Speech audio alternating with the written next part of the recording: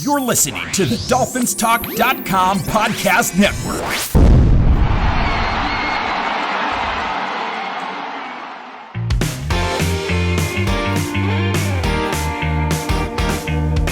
You're listening to the Dolphins Talk Fan Series, introducing you to some of the Miami Dolphins' biggest fans. If you'd like to nominate a fan to appear on the show, shoot us an email at DolphinsTalk1977@gmail.com or send us a message on Twitter at DolphinsTalk. And now, here's today's episode of the Dolphins Talk Fan Series. Hello, Miami Dolphin fans. I'm Josh Katzker, co-host of the Same Old Dolphin Show right here at DolphinsTalk.com, and welcome to the Dolphins Talk Fan Series. The Miami Dolphins have one of the widest and most diverse fan bases in the entire NFL. I mean, they've got fans in all 50 states and in countries around the world. Because of that, because of how big that fan base is, we decided to start this new podcast series to help our listeners and viewers get to know some of those fans better. Some of the fans we'll talk to are people you already know very well, and some of them will be people you meet for the very first time. In fact, if you have somebody that you think would be a great guest on the show, tell us. You can tweet at us or send us a direct message on Twitter. You can send your tweets to me at Amplified to Rock, or you can send them to our main account at Dolphins Talk. That's Mike. You can also send us an email, DolphinsTalk1977@gmail.com. Either way, we look forward to hearing from you. You can also leave comments right here. If you're watching this video on Facebook, you can leave us a message on Facebook as well.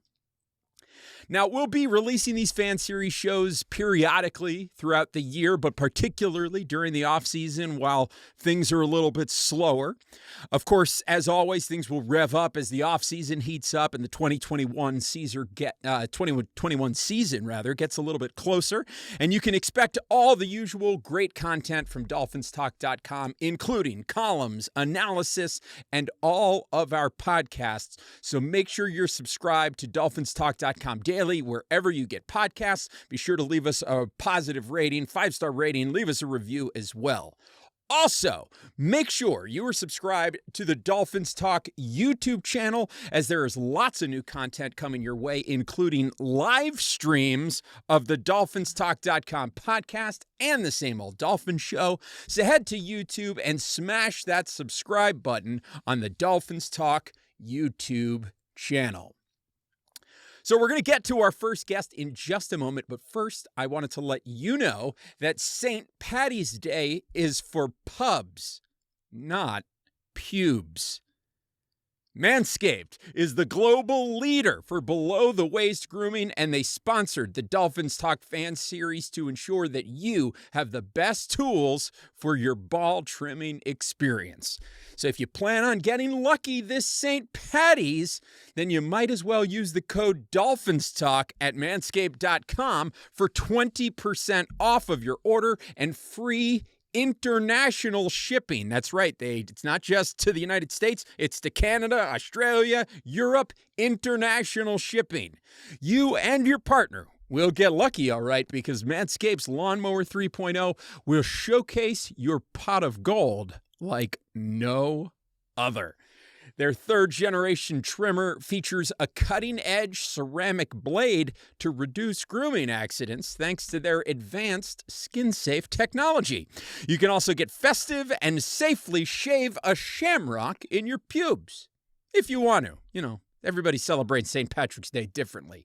Either way, kick off your St. Patrick's Day the right way and get 20% off and free shipping with the code DolphinsTalk at manscaped.com. That's 20% off with free shipping at manscaped.com, and use the code DolphinsTalk. There's gold at the end of the rainbow with Manscaped. Our very first guest on the Dolphins Talk Fan Series is a man many of you will know. His YouTube channel boasts over 20,000 subscribers, and he is known for his humorous takes on the Miami Dolphins and a lot of other things as well. He's a comedian, a vintage gamer, a dad, and most importantly, a Miami Dolphins fan. He is DouglieDoWrong. Hey, DouglieDoWrong, how's it going? It's going good, Josh. How you doing, bud? I'm pretty good, man. I can't complain. The off season is humming along already. Already hit a couple of little speed bumps, but you know, it's good. It's good times. Getting warmer outside, theoretically, where I live. But thank you for being the inaugural guest on the DolphinsTalk.com fan series. We appreciate that very much. Well, I appreciate being on. I love DolphinsTalk.com. It's a fantastic site. Yeah, we're really excited to, and we appreciate that, obviously. We're really excited for everything that we've got coming up here in this new season. We got a few new things in the bag, including this new series where we talk to various Dolphin fans that people know that they have some familiarity with, and as well as Dolphin fans who maybe they don't know so well. And we're kicking it off, obviously, here with somebody that the Dolphins fans may know a little bit about, but not everybody. So I got a few questions here that we're going to get into, and let's just see how this goes in the first episode of the Dolphins Talk Fan Series. So we'll start off. Doug, where are you from? New Jersey. I'm actually currently in New Jersey now. I was born and raised in Bayonne. I recently moved out of Bayonne, got my house, hence the new studio. But yeah, Jersey, born and raised, still living in Jersey. So you saying that it's getting warmer, I'm feeling it. We broke 40 degrees. I think it was like 48 today, and it was nice out. Oh, that's the good stuff. That's the good stuff. Yeah. As I'm a native Floridian, but I've lived in central New York now for closing in on a decade here. So yeah, it's when spring is approaching, you can just sort of feel it. You can smell it too. Absolutely. Absolutely. So because you're from New Jersey, that begs the question, how did you become a fan of the Miami Dolphins? I get that a lot. I answer that question throughout all the milestones of the YouTube channel. My father, who also Jersey born and raised, his father also Jersey born and raised. But my dad was born in 1963. So he grew up with the dynasty. He grew up with seeing the greatest football team, 72, 73, even in the 80s, where, they went to a few Super Bowls, didn't win them, but they were still consistent from about the 70s to about 2001. They barely had losing seasons. So my dad grew up with that. So he watched Marino, he watched Shula, he watched, all of them, Gracie, Zonka, Hernandez, all of them. Diehard Dolphin fan. Me growing up, I was born 87. I watched him watch the Dolphins. I watched Dan Marino. I watched, all these guys. And, being a little boy, watching my dad be super passionate about something, I became super passionate about it. If you could tell from the stuff behind me, I have it tattooed on my, my forearm. Love the team, will always love the team. And it's something you just got to jump full-fledged into. And I played football too. So that's where there you go. I knew the football lingo. So kind of. Absolutely. I'm in the process of trying to do that with my 4-year-old. Of course, the thing is his mother is a Seahawks fan. Ooh. And so the two of us are sort of, working to win his loyalties. As of right now, he could hardly care less. So, my wife is a Packers fan. So she, as long as I just had a little girl in December, as long as she does not like the Jets, the Bills, the Patriots, and the Ravens. Surprisingly, the Ravens. Interesting. I don't care. She could like whoever she wants, just not those 4 teams. The Ravens always beat the crap out of us, and I'm just sick of them. So that's true. That's true. Well, the last Dolphins game I attended in person was the playoff game of 2008. My brother and I went down there to the game, and of course, it was against the Ravens, and it was not pretty. No. But you mentioned, you just listed all these teams that you want to make sure that your daughter absolutely cannot be a fan of. So which is the Dolphins opponent that you dislike the most?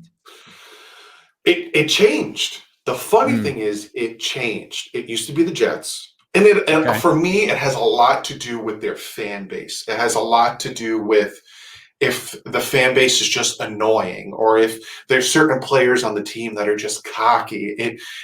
That's what it stems from. So for a while it was the Jets, being from Jersey, had to deal with it consistently, but they've sucked forever. So it's like they kind of faded off. Then for a while it was the Patriots, talking about their rings, their Super Bowls, Tom Brady, I'm the best. I remember I had a friend who they went 11-5. He said that was a bad season. I wanted to slap him in the face. Like, are you kidding me? So for a while it was the Patriots, but now they suck. Last time they played the Dolphins, they couldn't score a touchdown, so they're fading off. It's the Buffalo Bills. They start they're getting their thing together, and now their fans are just starting to rise up from the ashes because they sucked for so long, and now we have to hear, oh, Josh Allen's this and Josh Allen that. Oh, you're talking about the most inaccurate quarterback in NFL history? Yes, please keep talking to me about him. Well, living in Central New York, you see it. We had the Allen Diggs 2020 yard signs, all over the place up here. So but it's kind of nice. There's something kind of refreshing, especially for me, growing up in South Florida, watching the Dolphins in the 90s when that Buffalo rivalry was the thing. It's sort of risen from the dead a little bit. So we get to relive that a little bit. So I like that. I like that's a good answer. Let me ask you this. What is your earliest memory of the Miami Dolphins? It's not a good one in the aspect of the game, but in the aspect of what I had to deal with. I was young. I was probably about six or seven, and my dad and his friend brought me and his friend's son to a Dolphins-Jets game in the Meadowlands. It used to be the Meadowlands back then. Yep. And these Jet fans were throwing beers at my father and his friend, not knowing he had his little boys with him. And it didn't end well. And my disdain for Jet fans started from there. Like, come on, why do you got to throw beer?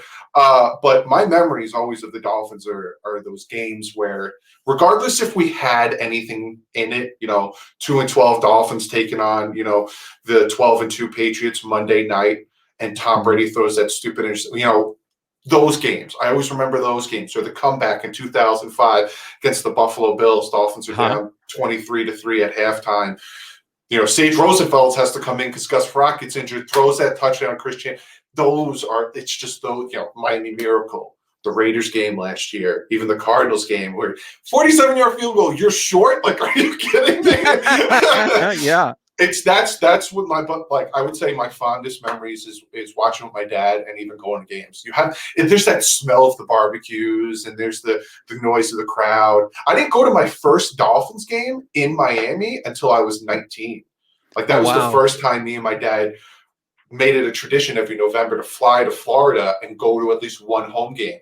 And that, when I was 19, they were taking on the Chiefs. We were about 10 rows off the field, 30-yard line. And I remember Jason Taylor was just close to getting a sack, and he didn't get it. So the Chiefs kicked their field goal. He comes trotting to the sideline, which is in front of us, and my dad stands up. He goes, "Jason, you get him next time." And he pointed up at us and gave us a thumbs up. Yes. I was like, Jason Taylor just pointed at me. That's gold. That's good stuff. And it's interesting, there's a very different atmosphere at Dolphin Stadium or whatever, Hard Rock Stadium, Joe Robbie Stadium, whatever it's called now. Yeah. It's a different vibe when you go to a football game there than when you go to a football game anywhere else, is what I've found. It feels, I don't want to say it's laid back, but it's a very different energy in South Florida than it is, I would imagine, certainly at the Meadowlands. It really is. Because that Chiefs game, we had about 4 or 5 seats to our right, a bunch of Chiefs fans, and they were cheering on their team. Not one Dolphin fan said, "Shut up," or they were just, do what you got to do. Absolutely. Weird. It's like you said, go to New England, go to Buffalo, come up here to Jersey. You're gonna get it. You go down to Florida, we're just like, you're gonna lose, so go ahead, cheer. Absolutely. Yeah, we've got it. We're the best fans in football. We're very polite.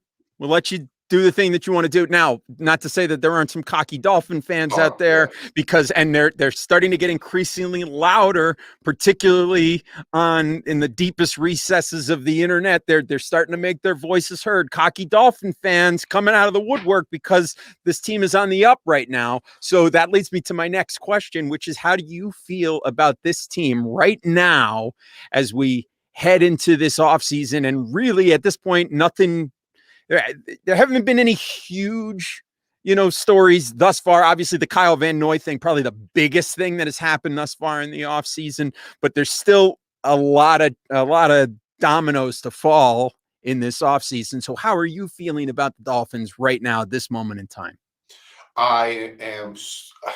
It's funny because I was saying I'd rather be surprised than let down, but for some reason, it just feels different. Like we've been here before, right? 2016, go to the playoffs, have a winning record. 2017 sucked. 2008, win the division. 2009 sucked. So, we have to build off of this 10-6, but it just feels different because of Brian Flores. I love Brian Flores. He took a practice squad team and took him to 5-11, and everyone wanted to say Coach of the Year and crown him and stuff. I was like, let's wait and see what he does. He takes us to 10-6. Okay, here's the test. Year 3, here's your test. You're going to add even more of your players. Can you consistently continue to build? You went from 5-11 to 10-6. That's great, but now you kind of shot yourself in the foot because we want consistency. We want consistent growth. So now we want to see 11 wins, 12 wins, and can they get over that hump? The thing I love the most about Brian Flores is he realizes his mistakes and he makes the correction instantly. And unfortunately, one of his mistakes was Kyle Van Noy. Gave him a big fat contract, brought him in, was comfortable with him in New England, brought him in, gave him a huge contract, and realized he's not really living up to that contract and he's not really playing to where I need him to play. So we need to move on from him. So it came out that, all right, well, they're going to release him, but they're going to try to trade him first. And that's what I like. He realizes, okay, we need to make these changes now because it's not working, and it needs to work because we have to win. And it's just the future for this team is bright, and I'm excited. Incredibly excited for this team. Yeah, and we have every right to be, I would think. And I know that you share similar views as I do, whether they do it with Tua, they do it with Deshaun Watson. Either way, I'm fine with, because I think either way, this team is, headed in the right direction, which I think is really great. So you're agreeing with the cocky Dolphins fan, hashtag cocky Dolphins fan, who is feeling good about the team. A couple more questions for you here before we let you go. And again, thank you, DouglieDoWrong, for coming on to the Dolphins Talk Fan Series, the inaugural episode, to do this with us here. How did you originally get into the whole YouTubing, podcasting thing, particularly as it pertains to the Dolphins? I have a bachelor's degree in film and media editing, sound editing, all that stuff. And I had a YouTube channel where I would upload my shorts and I would do reactions. I would talk about comic books. I would share stories, all that stuff. And about 3 years ago, because 2018, the off season we traded Jarvis Landry was the year I started. And I just realized that, the Dolphins would beat the Patriots. The Dolphins would beat the Steelers. The Dolphins would beat all these big, heavy hitters. And it was always, how did the Steelers lose? How did the Patriots lose? How did all these teams lose instead of how did the Miami Dolphins win? What did they do to win? We barely got primetime games. We barely got talked on when it came to primetime. And the times we did get talked about, it was always making fun of us. Oh, you have a coach doing this, your head coach this, your players this, Bullygate, all these things. So I thought to myself, let me take what I do for a living, which is media, film, all that stuff, and match it with my love for the team. And that's where the YouTube channel started. And if you go back and watch my first stuff, it's a little cringy because this gets uncomfortable. Like if you're not used to this, it gets a little, you're not talking to anybody. Like I'm talking to you, but I have to look over here because here's my screen. If you're not here, I'm not talking to anybody. So at first it gets a little cringy, but the more you do it, the more you realize someone's listening to me. And the thing that pushes me and continues to the minimum 4 videos a week and consist is the subscribers and the people watching, because I read every single one of their comments, and whether they agree with me or disagree with me, it helps me grow, and I love it. So that's why I started it. That's why I continue to do it. I love the team. I love the subscribers. I love the fan base, and it's that fire, of I don't take time off. I do free agency, draft, OTAs, mini camp, training camp. I love it. So yeah, that's my story. Love that. I love that. And when you're not watching, talking, podcasting, or YouTubing about the Dolphins, what are you doing? So my career is a little bit in real estate. I do video editing. So I'm going to get my real estate license, something on the side I could do. But I shoot. So if someone has a new listing, I shoot it, edit it, and then they promote it and stuff. I also have another YouTube channel called The Bit Boys where we play video games. I'm not as PG on that one. It's a little bit PG-13. But it's my love of video games. I'm a huge nerd. Right over here off camera, I have a huge bookshelf with all my graphic novels. And, I got Batman in my sleeve right there. Huge nerd. So I do that stuff. But yeah, if I'm not doing Dolphin stuff, which is rare, I'm either spending time with the wife and the baby, shooting some other things, or sitting back and trying to breathe. That's fantastic. That's fantastic. I love that, especially with the baby.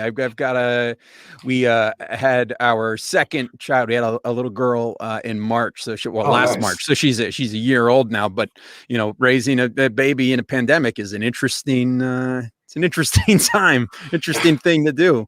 But so you've got interest in other places. You're into video games. You're into comic books, you said. Can you give our listeners and viewers one recommendation? It can be a music recommendation, a movie recommendation, a podcast, a TV show, a comic book. If you had to recommend one thing, one form of media, one something for our listeners, what would it be? Oh, it's funny too, because when people find out that I have a degree in film, they always ask me, what's your favorite movie? And it's like the hardest thing to ask somebody who's in media, like, what's your favorite movie? It's like trying to ask us, who's your favorite Dolphin? It's like, right. I can name about 13 of them, and you pick it. I'm going to give you a graphic novel, because, Snyder's Cut is coming out on HBO Max, and you have all the Marvel stuff happening. WandaVision, pretty sure a lot of people are watching that. Dark Knight Metal. It is a fantastic graphic novel, and it's about different universes that have different Batmen who essentially something happens to them and they take over. So there's like the Dark Knight Metal Flash. So he takes the Flash's powers with his Batmobile. It's fantastic. And then there's the Batman Who Laughs, who is a Batman who gets injected with the Joker's blood, and he turns into the Joker. And wow. It's at the point in the graphic novel now where he has Dr. Manhattan's powers, and he's trying to take over the universe. You just got to read it. It's a huge series, but oh my God, it's so good. And the art is fantastic. It's something you got to check out. So Dark Knight Metal. Yeah. All right, there it is. There is the recommendation, the official recommendation from DouglieDoWrong. All right, last question for you, and this one is a pretty easy one. Where can people follow you, find your content, and see what you're up to? If you ever want to find me anywhere, just look up DouglieDoWrong. It is a very unique name, and you can find me anywhere, whether it's on PlayStation, Xbox, Twitter, Facebook, Instagram, here on YouTube, or if this is on YouTube, at DouglieDoWrong. Also, I have a TikTok that I never really posted. I think I posted one video on. You can find me there. Literally, I have a very unique name, DouglieDoWrong. You can find me anywhere with that name. That's strong. Keeping the brand consistent. That's excellent. Keeping it going across all the platforms. Well, Doug, thank you so much for jumping on, for doing this with us. We appreciate it very much. I know you're a busy man, especially with the baby in the house. But thanks again for jumping on and doing this. And hopefully we'll talk to you again here down the line as the Dolphins make a push for that Super Bowl, that elusive Super Bowl title that all of us are waiting for. Hopefully we can have you on and talk some Dolphins football. Definitely, Josh. It was a blast, and I'm looking forward to being back on. Absolutely.